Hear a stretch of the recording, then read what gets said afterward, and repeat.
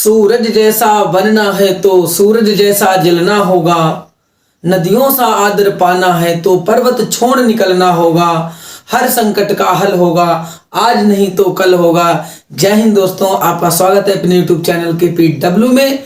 और आज हम आपके लिए लेकर आए 2025 बोर्ड एग्जाम के लिए केमिस्ट्री के बहुत ही इंपॉर्टेंट रिएक्शन।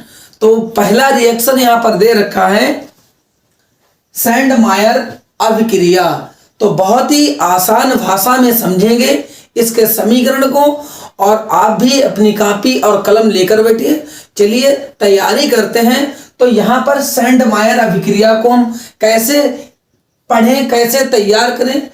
तो देखिए यहाँ पर है क्या कि जब हम बेंजीन डाइएजोनियम क्लोराइड की CuCl और HCl की उपस्थिति में अभिक्रिया करवाएंगे तो यहाँ पर क्लोरोबेंजीन प्राप्त होगा और यह नाइट्रोजन गैस को मुक्त करेगा। ये हमारी सैंडमायर अभिक्रिया कहलाती है। ओके, तो चलिए इसको रिएक्शन पर देखते हैं। तो सबसे पहले बेंजीन डाइएजोनियम क्लोराइड C6H5N2Cl, ये काहे का सूत्र है भैया? बेंजीन डाइएजोनियम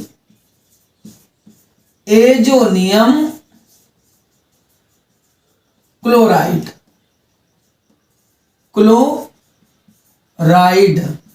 तो बेंजीन डाइएजोनियम क्लोराइड की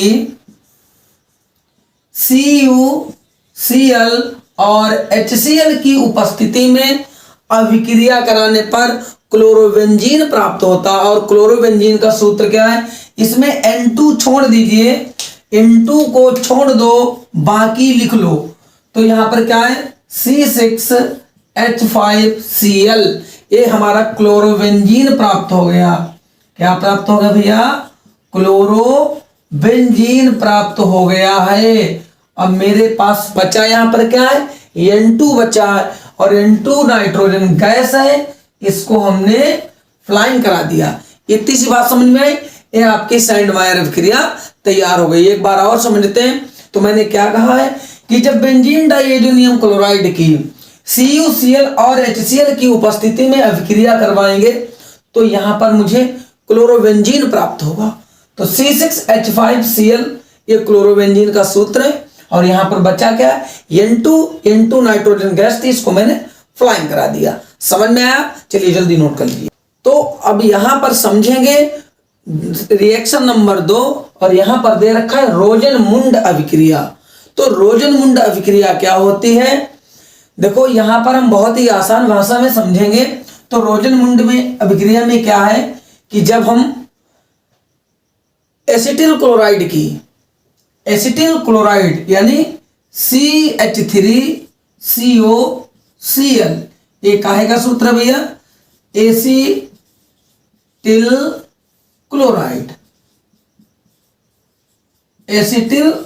क्लोराइड की हाइड्रोजन द्वारा अपचयन कराने पर PD और BaSO4 यानी बेरियम सल्फेट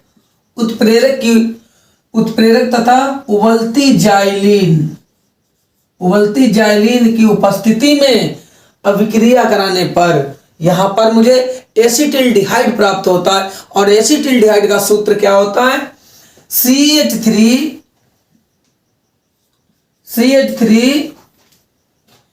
CH3 यहां से लिया, और यहां से मैंने CO को उठा दिया। देखिए CH3 मैंने ऐसे लिख लिया, और यहां से लिया CO, और इसमें एक हाइड्रोजन लेकर के मैंने जोड़ दिया।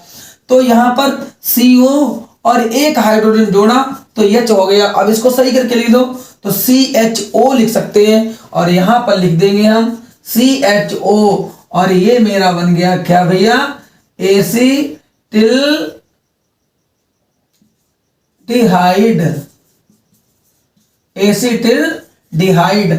अब मेरी बात सुनो, यहां पर बचा क्या है? एक हाइड्रोजन लिया, अभी मेरे पास एक हाइड्रोजन बचा, और एक हाइड्रोजन को मैंने Cl में जोड़ दिया, तो मेरा बन गया भैया HCl।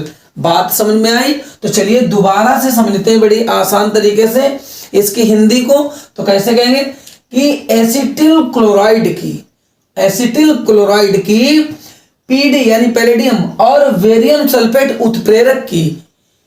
उत्प्रेरक की और उबलती जाइलिन की उपस्थिति में, उत्प्रेरक तथा उबलती जाइलिन की उपस्थिति में हाइड्रोजन द्वारा अपचयन कराने पर एसिटिल्डिहाइड प्राप्त होता है। बात समझ में आ गई?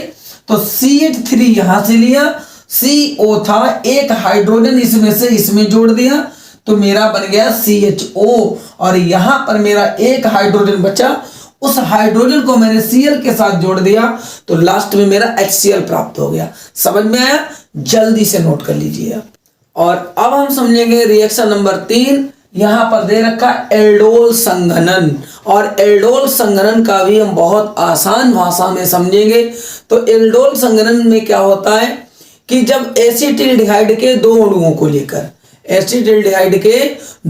को लेकर यानी इसमें जो हाइड्रोजन होता है वो अल्फा हाइड्रोजन परमाणु होता है। कौन सा होता है भैया?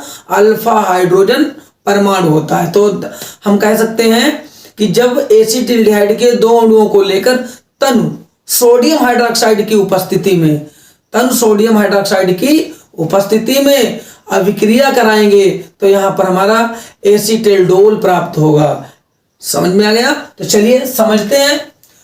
पहले हम लेंगे एसिटिल्डिहाइड के दो अणुओं को। तो एसिटिल्डिहाइड का सूत्र क्या होता है भैया? CH3CHO। ये भैया क्या है? एसिटिल्डिहाइड। ये हो गया हमारा एसिटिल्डिहाइड। और एसिटिल्डिहाइड के दो अणुओं को लेकर यानी दो बार इसी को लिखेंगे तो CH3CHO मैंने दो बारा लिख दिया भैया। और यहां पर मैंने कहा कि तनु सोडियम हाइड्रोक्साइड की उपस्थिति में यानी NaOH की उपस्थिति में, और जब इनकी अभिक्रिया करवाएंगे तो हमें एसिटिल्डोल प्राप्त होगा। तो 1 मिनट मेरी थोड़ी सी बात समझ लीजिए, बस अभिक्रिया समझ में। ये CH3 लिखा है, इस CH3 को हम यहां पर CH2 कर दें, इसका एक हाइड्रोजन मेरे पास बचा है उसको हम पहले लिख दें, तो बहुत ही आसान भाषा में इस अभिक्रिया को हम समझ सकते हैं। तो यहां पर देखिए, यहां से पहले O और वहां का पहले H लेकर के इसको हम ऐसे जोड़ देंगे। तो यहां पर लिखें CH3CH, क्या लिखेंगे भैया?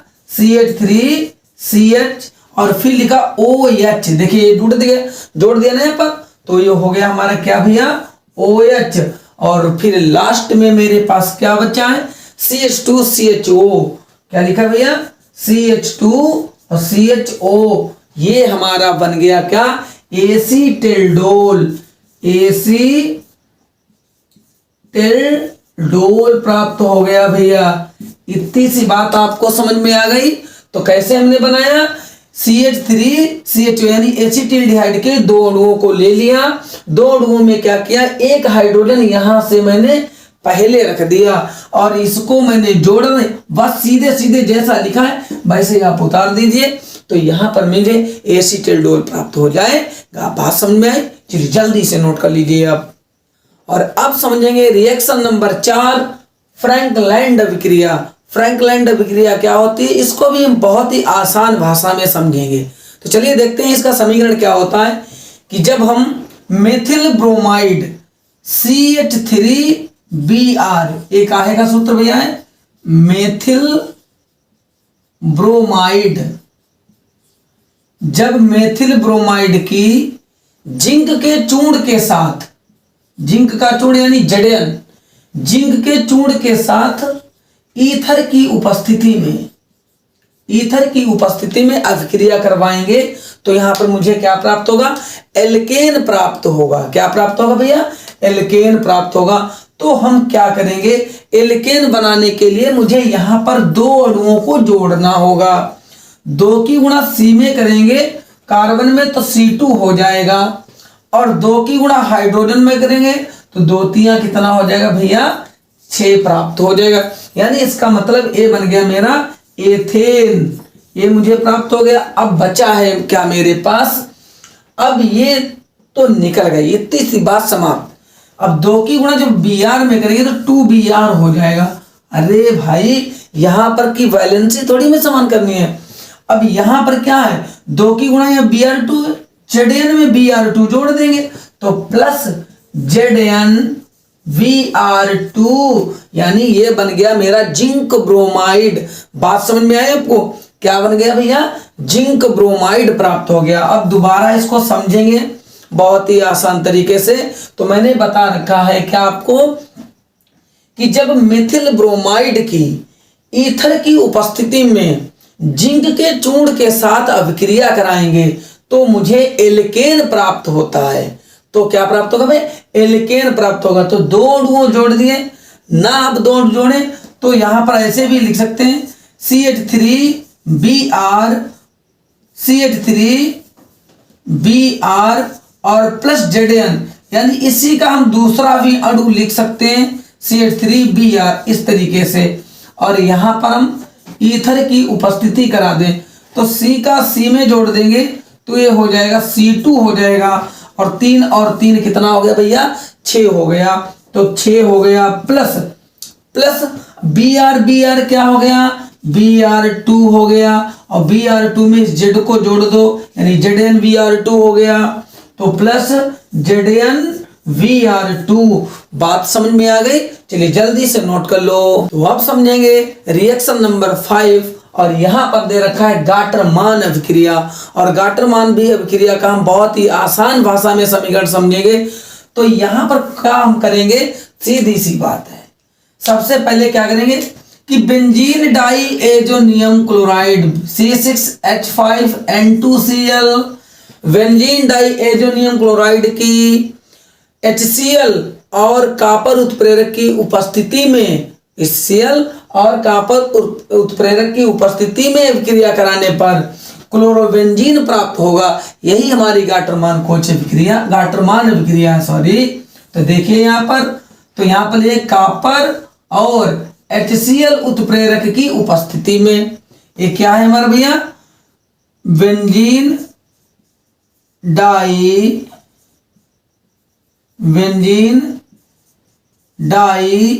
Azonium chloride.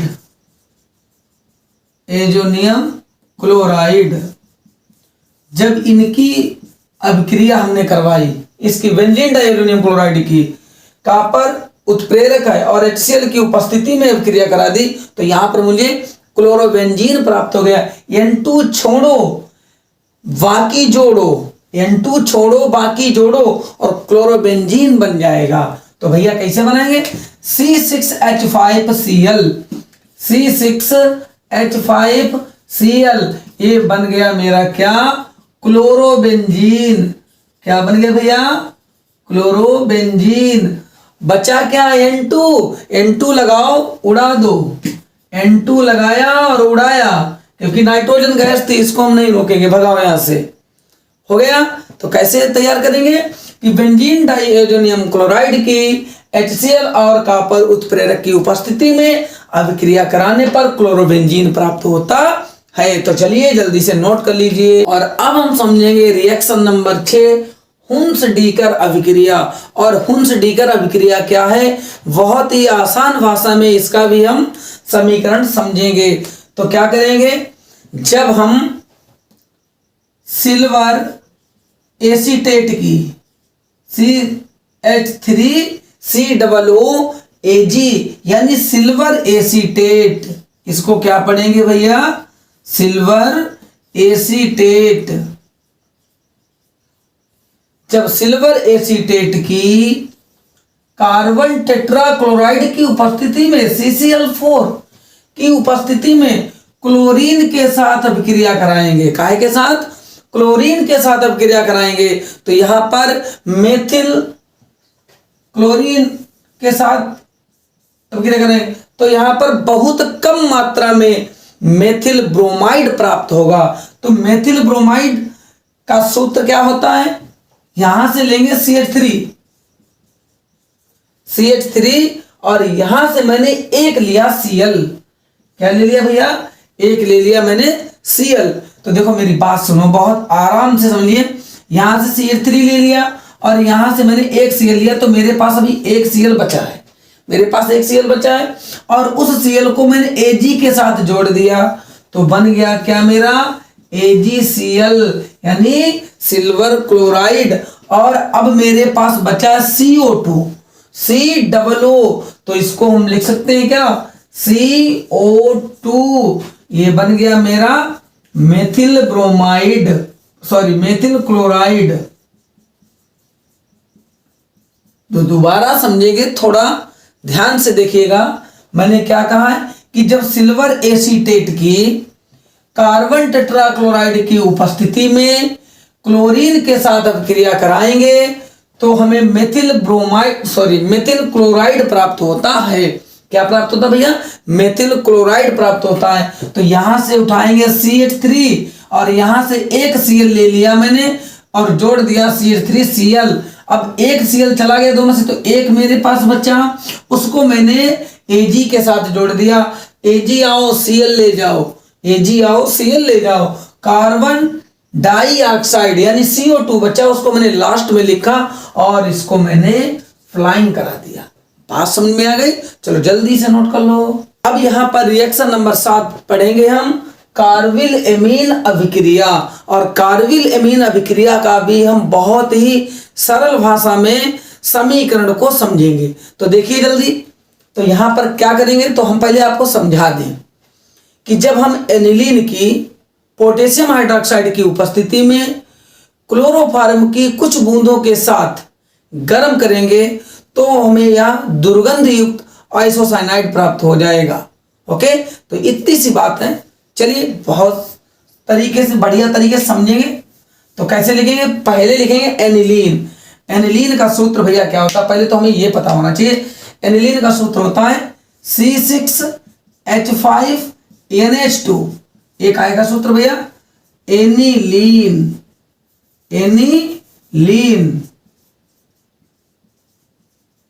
ये हो गया मेरे पास एनिलीन। और एनिलीन की है, मैंने क्या बोला है कि पोटेशियम हाइड्रोक्साइड यानी KOH की उपस्थिति में और क्लोरोफॉर्म की CHCl3 क्लोरोफॉर्म की कुछ बूंदों के साथ गर्म करने पर, यानी ये काय का सूत्र हो गया भैया पोटेशियम हाइड्रोक्साइड। और ये काय का है क्लोरोफॉर्म।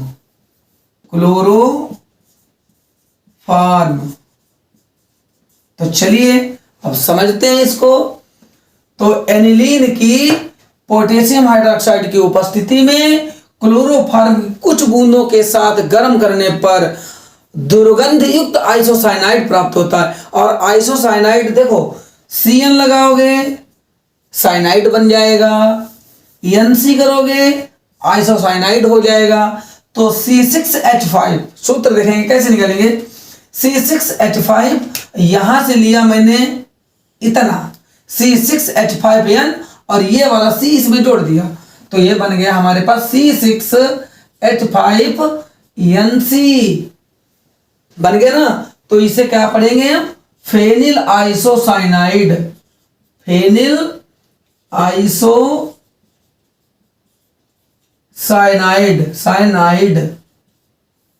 ओके, बात समझ में आई। अब मेरे पास बचा क्या, यहां पर बचा H2। क्या बचा? H2। यहां पर Cl3। देखो एक बात समझ में आ रही, यहां पर Cl3 है और यदि हम यहां पर 3 अणुओं को जोड़ दें तो KCl3 निकल जाएगा।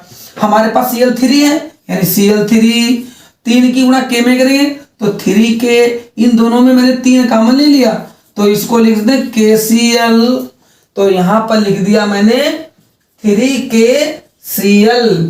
अब बताओ मेरे पास क्या बचा है, यहां पर हाइड्रोजन 2 बच्चे लिख लिए, यहां पर 3 की गुणा ऑक्सीजन में करेंगे तो 3 यानी 3 ऑक्सीजन बचेंगे, 3 ऑक्सीजन यानी ऐसे 30 लगता है तो O3 बचा यानी 3 ऑक्सीजन।